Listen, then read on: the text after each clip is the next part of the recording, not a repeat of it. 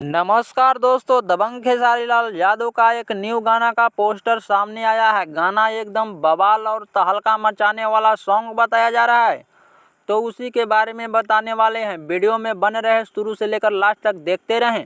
तो सबसे पहले गाना के बारे में बात करते हैं। तो गाना के नाम है सजनवा। जी हाँ मेरे दोस्तों, सजनवा एकदम अलग लुक में आ रहा है। कॉमेडियल गाना होने वाला है। गाना लिखे हैं प्रभु बिशनपुरी और संगीत दिए हैं विक्की बॉस और गाना को गाए हैं दबंग खेसारी लाल यादव। ये गाना एकदम जबरदस्त और बवाल मचाने वाला सॉन्ग आ रहा है, तो इस गाना को जरूर एक बार देखिएगा। अलग अंदाज में ये गाना आ रहा है, क्योंकि भोजपुरिया दर्शकों को ये भी गाना काफ़ी ज़्यादा पसंद आने वाला है।